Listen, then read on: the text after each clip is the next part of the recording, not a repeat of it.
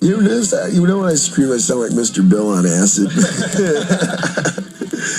And now is that you on acid listening to Mr. Bill? Mr. Bill on acid actually speaking. Trails.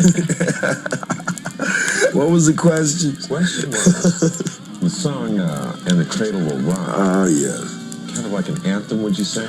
Well, I got it from a lullaby that I learned as a young kid, which escapes me right now.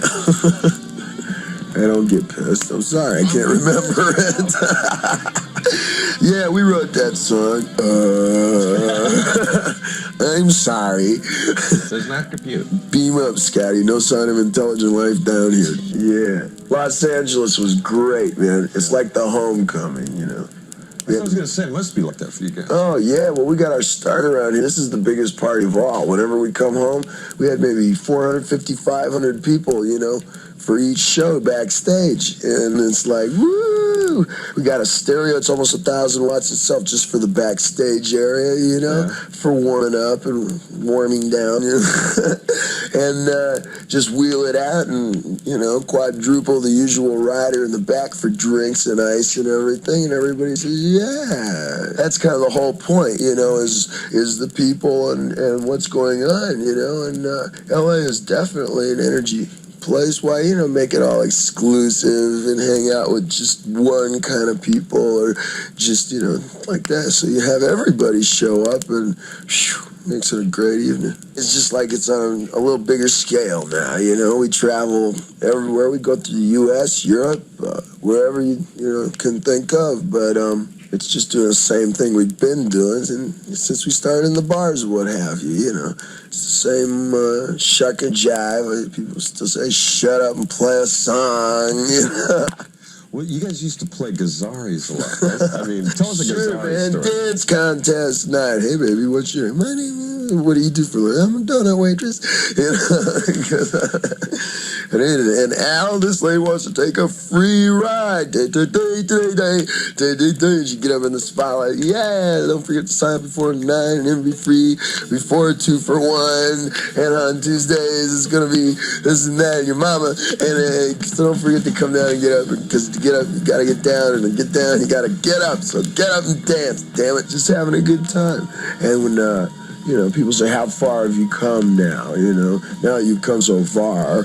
And I think, so, yeah, I come far, about 12 feet, you know, from the audience to the stage. You know? That's a good thing. You think rock and roll's still magic? Oh, yeah. Yeah? Oh, yeah. Turned out to be 7 times as much more of it, you know, really. And plus, you already know, man, about paying your dues. You know what you're running against when you come out the gates. And everybody sobs these stories. Oh, no, the manager's ripping me off. And I mean, hey, you know that's going to happen anyways. There's too many magazines and interviews with people like me and you that this story ain't been heard before. Quit complaining. You know? Good for you, man. I dig that attitude. I like the attitude. Hey, you know, the whole band's got it. The crew's got it. There's 42 of us. And it's not so much like a family. I like to think of it like a gang. A lot of people say they're going to wait for the audience to give a spark, and then they recycle that energy, which is a great circle. That's what the idea is, to get it going. But I ain't waiting for no spark. You're lighting up before you walk on. Yeah, you know, and you get out there, and then, you know, there's a point, like if you're driving a car. You ever driven a car so fast? It's like we were driving, where was it, in Phoenix? They got them long roads, you know, go through the desert areas and stuff. And we were driving, and there's some curves and corners and everything. And I says, Eddie, come on, man, you know, step on it and everything. Let's get it going. And he goes, oh, man, what do you want me to do? I go, don't use your brakes, just scream. So everybody pulls in the seatbelt and punch it, man. I call it screaming sports, man. And you punch it, and every time you're supposed to use the brake, you scream. That's rock and roll. That's why they don't let me drive anymore. How's Alex and Michael? Tolerable. Tolerable. I see. Well, since they're not here, why don't you tell us like a couple of real rude stories about them? You know. Well, Al rented a Cadillac when we played with the Stones, and next morning, I says, you know, around breakfast time, I says, you best call the rental place and think so. And he says, yeah, I better. And he called up the rental place. He says, hey man, you got to come down and pick this car up yourself. He says, I ain't even driving it back into the shop. Guy goes, what's the matter? You know, like that. He says, hey man, the right rear view mirror is like out of adjustment, right turn indicator don't work, and the right door don't even open, man. Guy goes, right door don't even open. He says, I checked the ride out myself before you took it out. He says, why won't the right door open? Now goes, car's laying on it. Michael's a connoisseur of Jack Daniels. His best line is, hey, he likes a woman who knows what she is doing. Because after he finishes his bottle of Jack, he don't. I like the way the line runs up the back of the stocking. Well, Eddie's like, he's a real musician, man. He's totally into music, you know. My game is words, obviously, you know. And Ed is like, that's his thing, man. Totally expresses himself through. You can tell how he's feeling on a given night just when you hear him tuning up. And it's like, you know, that's his way of communicating. And it's like a lot of rock people or music people try and get in on videos or movies or something. It's a different medium and it don't work out. It don't feel as comfortable communicating with people as he does through his music, and nobody should expect him to. You shouldn't really expect most musicians to be able to talk a lick or to act or whatever. Or, you know, most of us wouldn't be musicians, you know. That's a good way of communicating. It transcends language, transcends words, you know. That's the way Ed speaks. And boy, when Ed speaks, Ed speaks. He likes his own sound, man. Ed's got his own thing. His guitars are all hand-built. You notice there's no tone knobs on his guitar. It has the sound that he wants. That's all he needs. It's got a volume knob. Yeah, it's got one knob, a volume knob. And he does the whole thing himself, and that's why it looks so crappy. And it's like, and all of the amps and everything are custom designed, you know. And you can hear it in the attack. Even when he's just tuning up, it's attack. It's like hitting a key almost, you know, instead of plucking a string. And the way he plays it, he invents new ways to play. Brown M&Ms, man. Makes me emotional just to run my fingers through them. Yeah, but we'll get into that later. We did get something here just for you guys because we knew you'd like this. So I started pulling this out in case you got Brown M&Ms. just for yourself. You know Brown M&Ms. Good. You want to hear the Brown M&Ms story? That's why we spent all that time, you know, pulling them out. What it is in our contract, you know, with each hall, you got to have a rider, man, so you can specify every single thing you can possibly think of that you'll ever need or whatever, because you're living there, you know, like, welcome to my living room, you know. So you got to specify exactly what you want to drink, exactly what you want to eat, or you just won't get nothing. So we just made the most humongous rider of everything that we need. You pay for it, you know, but you gotta have it. And you know, in between electrical requirements, there must be 2,000 amperes and voltage, wattage, candle power. Those in between things, it says there shall be no brown M&Ms in the dressing room at pain of forfeiting the show. You know, like that. And then it goes on, there shall be 2,000 watts target, you know, capable of support. You know, it's just like stuck it in there to see if anybody go for it. And everybody does. They go for it. And every now and then somebody leaves the brown M&Ms in the dish, you know, with the food. And they did that in Pueblo. And I got very emotional. I was upset. I threw off all my timing, man. I didn't know if I could do the show. And I realized that the only thing that could make me get re-inspired to do the show would be a food fight. So we had a food fight, man, and we walled the food, man, you know, some great cornering action on the buffet, man, you know, can't get no traction in the vegetables. And, you know, like, you know, the whole thing just demolished the whole thing. It was great. And then I felt re-inspired, and we did a terrific show. And the people went nuts, used to this kind of reaction of people went crazy and tore up the floor and this and that, and they blame the whole thing on my brown M&Ms, man. I also understand this town has never had a rock and roll concert again. I don't know. Now, to be straight ahead, it's not my responsibility to take care of the bathrooms or the concession stands or the floor in the arena. If you don't know how to have security, don't have no show. But don't tell me about people out front who are getting crazy busting windows and then blame it all on a food fight that I had inside. A food fight cost you maybe $300. And they're blaming $15,000 on a rock and roll band, and I'm saying don't scapegoat no rock and roll band. They tried that nonsense in Cincinnati with us, busted me. I come backstage, the mayor of the city, the fire marshal, and the police chief is waiting backstage for me, man. You're going inciting, disturbing the breaking fire codes, encouraging and abetting the crowd to do this and this kind of use and everything like that, and they try and give us a big fine and everything because I'm going to have to go to court and everything. And we says, not guilty, man. And we went back to town, you know, went to court enough. Finally, they said no contest, out of court. Forget it. Didn't you ask like people to light the sky or something? Yeah, man, you know, it's like if somebody throws a joint up on stage, you hold it up and go, what the hell is this? Tell anybody, smoke this. I don't say break that. I don't do anything of this sort, you know. That's a cheap way, man. Anybody can do that, you know. And I'm not being civic-minded and protecting the rights of other rock bands so much as I believe in this kind of life, man. I believe it should exist. It's magic, man. You should always have magic. I mean, you've been like breaking legs. What it is you make a lot of effort. Music comes out of effort. Sometimes something busts. You throw a rod, you know. Yeah, you know, I broke my nose in Rome, Italy. You know, there's a mirror ball hanging down in Italy. Evidently, they hang their mirror balls lower. And I took off for the ceiling and kissed that baby about 90 plus. Hey, you don't get up, something doesn't ache. It's maximum living, man. Everything's 4 times as much, 4 times as quick. Everything, whatever you want to get involved in. I choose to just really push. It should look like the music sounds, you know? Music goes, you stand there and go, music goes, and you should be able to do that without going, Yeah, it takes it away if they have to wheel you out. Well, I ain't no health freak, you know. And we're going to begin this final segment of the show with a song called Could This Be Magic? Diamond Dave. That was Eddie on slide guitar, and I played the finger picking. I'm on the left side.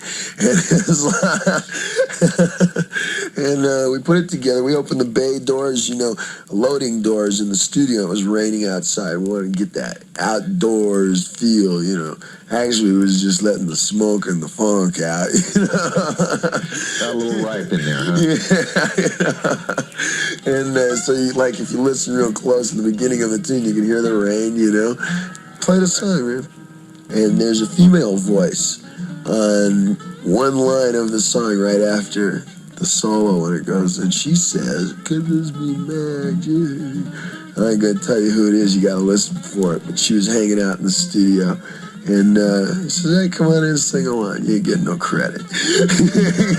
Not all rock and roll music is fun, boogie like that. Some of it's serious stuff, you know, like that's where I come in. I carry a microphone, you know.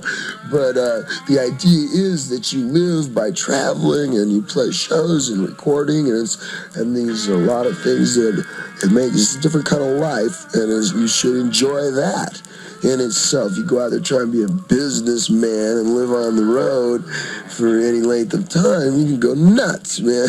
You know, a lot of people get so distracted by all the business. Oh, I gotta fire my manager. Oh, I gotta fire my accountant. Oh, I gotta fire the lawyer. Oh, I gotta fire the secretary. We've done all of that, you know, but don't let it get to your head, man, because life's a bitch anyways, ain't it? You know? Said that your songs were adding melodies and titles to your life. Oh, yeah. That's a good It's line. just taking what you're doing and singing about it. It's like high-velocity folk music. You know, it's got a cutting edge to it. I like my stuff with high density. I like impact. I like to feel some kind of drive out of music. No matter what kind of music, some kind of propulsion's got to come out of it, or I'm gonna punch the button, you know. And I think most people are the same way. And so what you do is, you know, you just not so much think about it consciously, but you can always look at your shoulder, over your shoulder at a song and go, oh yeah, that's about me, or oh, that's about show, or oh, that's about sweetie, you know, whatever, you know. I mean, that's obviously, man, what rock and roll audiences want is they want to go there and listen to songs about themselves, you know, because it's about the only place you're going to get it. You ain't going to get it on TV. Well, it's deliverance, man. You're going to be purified at the Van Halen show. You're going to walk outside and look at the building, go, building, fall on me. Nothing's going to happen. You're going to walk up, the car's going to pull up a car, try to hit my ass. It's going to happen. Nothing will happen. I'm too quick anyways. That's the way you feel when you walk out of a Van Halen show. You feel sexy, you feel strong, you feel drained, man. It's great. Oh, yeah. Hello. Yes, indeed, rock fans. The dynamic, colorful, cut-up cuties of that wonderful, wacky world of rock and roll. Diamond David Lee Roth at your service, and David Dip Alec. sorry, man, prisoner of the fourth dimension today. You know, can you put some echo on this? Give me some verb, man. Some verb. Give me that rebound sound for those who get down in town. I'm Diamond David Lee Roth, and this is Alex Van Halen. Okay. You have troubles with intros. I noticed that. Thank you. No,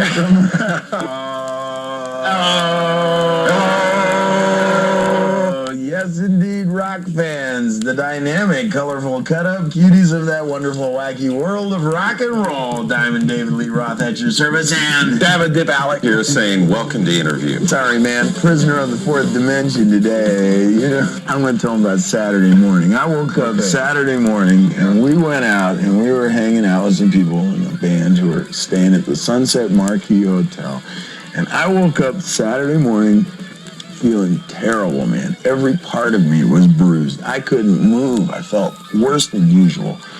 And I was laying on the couch in the lobby of the Sunset Marquis Hotel. I mean, I live down the street. So it's like I'm laying. Alex, by this time, is back home, safely ensconced in his little cavelet. And I'm like, With my cave woman. I'd call him up from the payphone in the hotel lobby, and I'd say, what the hell happened last night? He says, oh, man, we were up on the second floor with James, man. We were partying and everything, and about 4:30 this morning, you bet everybody that you could fly and jump right off the second floor balcony. I says, what happened? He says, you hit some trees real close to the balcony, and we found you in the dirt down below.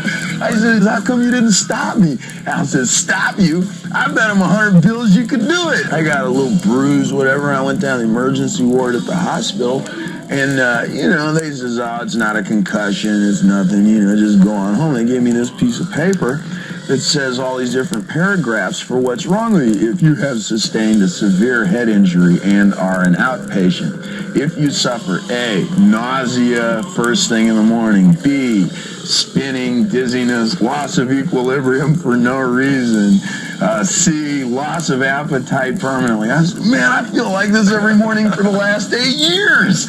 I got a head injury. You know what that means? I thought you were going to say that means you're pregnant. That was Al. Come closer. Stroke your radio. Feel it looming up out of the dashboard even now as my words penetrate your body through your ears. Now use your imagination. See, that's what I've heard. All musicians are frustrated disc jockeys. Is that true? Hopping and bopping and popping, baby, with the best bet for the boss beat at the top of the pop. Smash, go! With the timely tunes for those with the textured text. Shut up, Dave! No time to waste! Van Halen went through a phase in its early stages when we encountered every available vice and dissipating preoccupation, every possible pitfall in music business. And after having been through this phase and trying every single one of them 6 or 7 times, I personally have arrived at the 3 or 4 I like the most and do just those all the time. And that's what I'm going to plow it into. starting to sound like a Cheech and Chong record. Yeah, my whole life is starting to look like a Cheech and Chong record. I thought it was a nice touch with the fur-covered ice cream truck you drove up in. You know, I thought that was kind of... Well, that's the bad mobile. You know, we wanted to make a statement. These people are always pulling up in Mercedes-Benzes up on Rexford Boulevard in Beverly Hills and giving you to look like, here is my Mercedes, you know. And I figured cars are toys. Look what I did to mine. Yeah. So I put a skull and crossbones on it, flaming golden red with a 24-karat gold leaf tooth and flames and smoke coming out of the eyes and a big crack missing out of the top of his head and splintering cracks running all over his face. Yeah, there is something to be said for putting, what is that, a $20,000, $30,000 automobile with a... Well, we don't talk money. I see, you're not into We money. had to work 3 years for it. Well, Alex, let's hear some more about this machine shop stuff. Hey, wait a minute. I want to tell you something. Street credibility. No, you're getting the wrong impression, Jim. People always ask me about, what about all this money, Dave? Hard-earned dollars, bucks, greenbacks by the proletariat working class for something that comes so easily and simply for you. And I got to tell you, man, I need that money. Yeah. What are you going to do with it that I ain't going to do? And this is the American way. Free enterprise, caveat emptor. So it's like, guy asked me the other day, and he says, you know, when I was growing up, the big heroes were all astronauts and baseball players. And now if you gave everybody who's real young their opportunity to be something real famous and big time, they'd all be rock stars. Why do you think that is, Dave? Huh? I told him, hey, well, would you rather do your cocaine in the dugout or on your Learjet? What's the difference, man? It's all showbiz. And if you believe that, boy, do I have a bridge for you. It's got your name on it. If you start to get too serious about yourself, then you notice all of a sudden you walk around with 5 bodyguards, you don't talk to people. A lot of people will say that they're artists or artistes, and they will not bow or bend to anything. They won't blow the wind, and they'll say, we're going to play with this kind of stage, no lighting, this kind of thing. We want to keep it intrinsic, or with just the performer to come through. Yet, they will try to set a trend by wearing funny hats, funny gloves, funny clothes, you know. So why not take it all away? Why not take it all away? They're looking for a pot of gold at the end of the rainbow. They're looking for the financial reward. And for Van Halen, the idea is not the pot of gold, but rather the rainbow itself. It's all in the doing. To be is to do. Socrates said that. Mm-hmm. To do is to be. Plato said that. Scooby-Dooby-Doo. Sinatra said that. Scooby-Dooby-Doo. He's 5, so I know you're alive. Yeah, I'm alive. I had just bought this new thing. It's not a Walkman. It's some other kind. It's one of those little cigarette package-sized audio units, you know, with the little headphones and like that. And I was playing around with it in the backyard. I just put some new batteries in, and I wired it up to the car battery through a transformer that the guy who builds our lights made for me. So, like, it was my theory that if we increased its sending power as far as playing the tape, then it would increase the receiving power. Now, I don't know about anything about electronics, but he went along with it.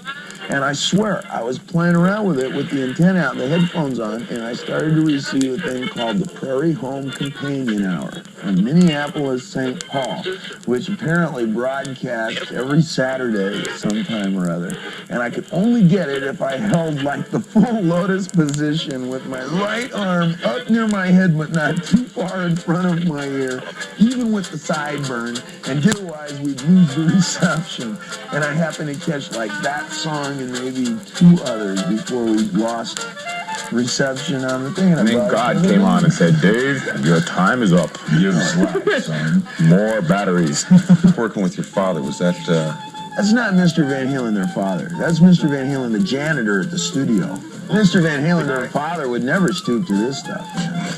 Session musicians at this point in time will cost you an arm and a leg, and then some. So But you can't drink and have a good time with him. Really? As it was, he was 6 days late. Made love to all our girlfriends. Left a half hour early. So Dad was into it then, right? Yeah. Like a real musician. Was he a Mr. One Take Wonder or what? Well, Ted wanted to keep the song in its perspective feel. How's that? So what we did was we put one microphone and we did it like the old sessions. No double takes, nobody isolated, no 15 tracks, one track only, and we played, and that was it. Like they used to do in the old days. Give me one of Michael Anthony's most notable personality quirks. He just gave birth to a miniature amp rack and from what I understand, 8-ounce pinball machine. Yeah, here's a personality trait of Mike. How'd I get inside this can? you'll never ask, how do I get out? I'm down here by the label. Hell. No, he's never even said help. You might ask for a lifeline, but that's as far as I can go. A lifeline. He asked for a straw, man. Would you explain this rather oblique line, Mr. Roth? This can't crow before I get out of the woods. There's exceptions to the rule. It's can't crow before I get out of the woods, but there's exceptions to the rule. Now, that's an American euphemism that's been used for hundreds of years. It's applicable to the farm people who are on the East Coast, and they say that you can't crow like a crow would crow. Dig it? No, you could. And it's and you can't crow because if you get lost in the woods, then a crow will get eaten. Problems will ensue.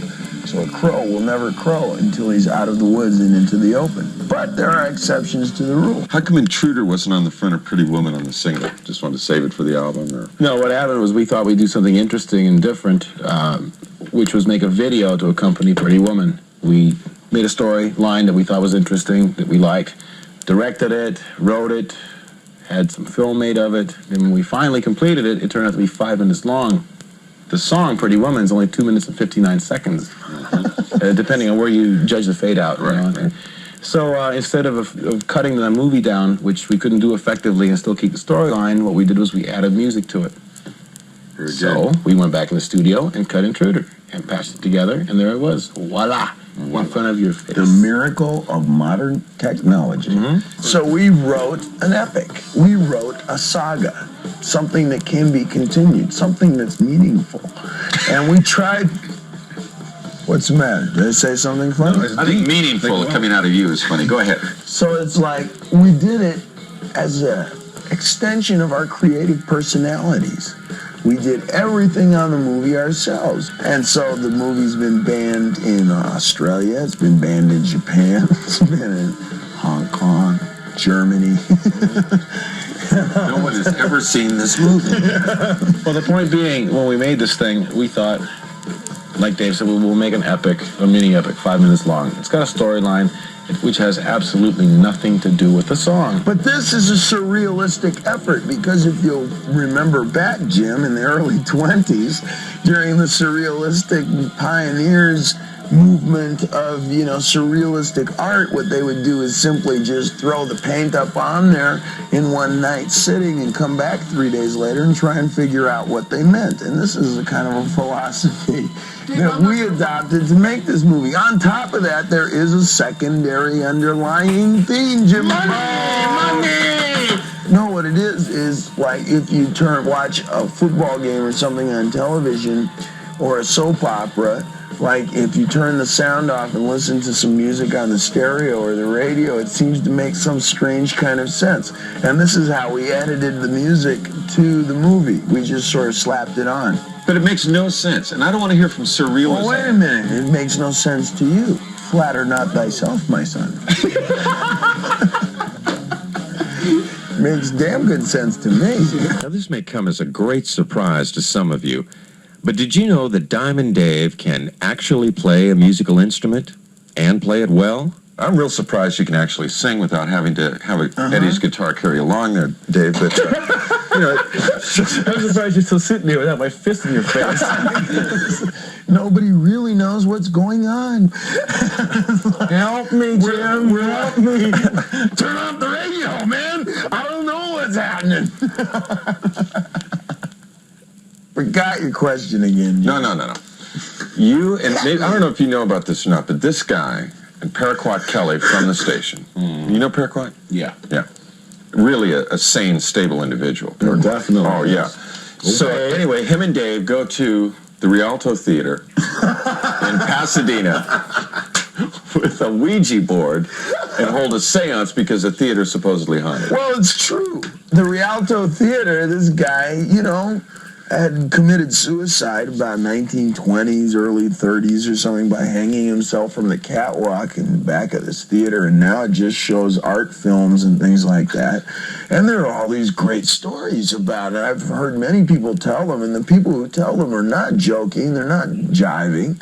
They talk about how all the theater seats snap up at once, or big cold drafts out of nowhere come up, and on and on and on. So we took some beers. And I don't think Alex is buying this at all. and we took a Ouija board, and we took some more beers, and we took, some walkie-talkies, and we put some pencils and paper in each corner of the theater, and it's a big old theater, and we put an active tape recorder downstairs in this labyrinth of dressing rooms, and it was spooky. I've never been that terrified in my life.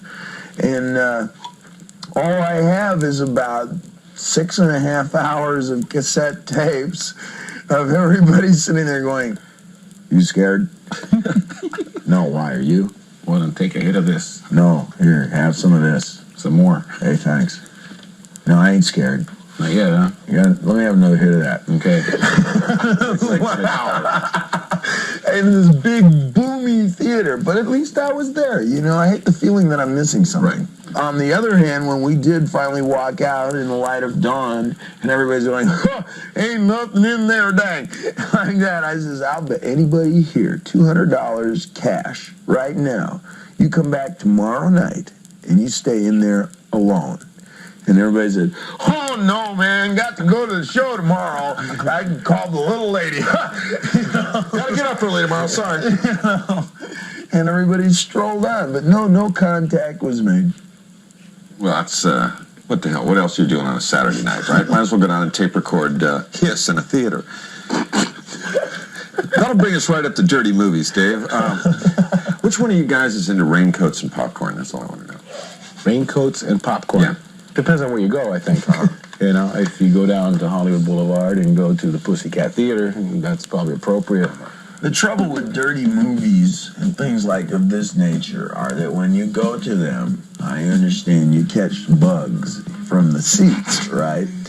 Now, I have never, ever gone to a place of this nature, but I have heard from a friend that if you should ever catch these bugs, from a seat like that or something, the best way to get rid of them is, like you say, with popcorn and raincoats. And what you do is you put on your raincoat, you go out to the movie theater, okay? You wear nothing but the raincoat. You get a big barrel of hot, greasy butter popcorn and put the whole salt shaker full of salt on the popcorn. Order yourself an extra large root beer. Now go down in the front row, get the exact center seat and sit down. Eat half the popcorn, drink the root beer.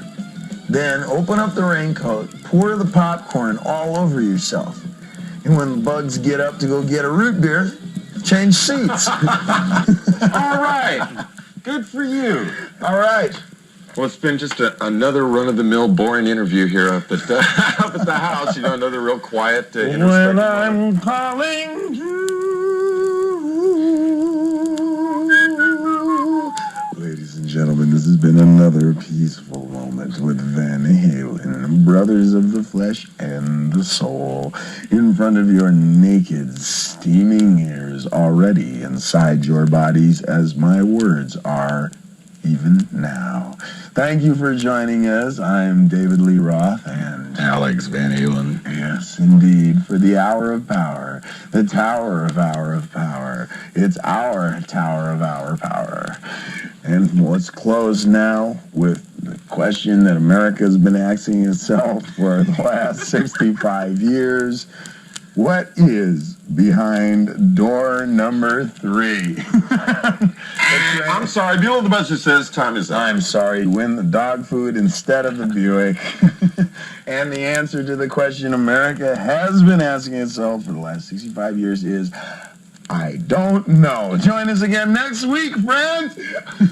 We're probably on another radio station. The Rude and Crude Hour, ladies and gentlemen. Thank you guys very much for coming up here. Well, nice to meet you, man. Thank you very much. Pleasure, always. Hey, Jim. Yo, get a haircut. Thank you. No sign of intelligent life down here.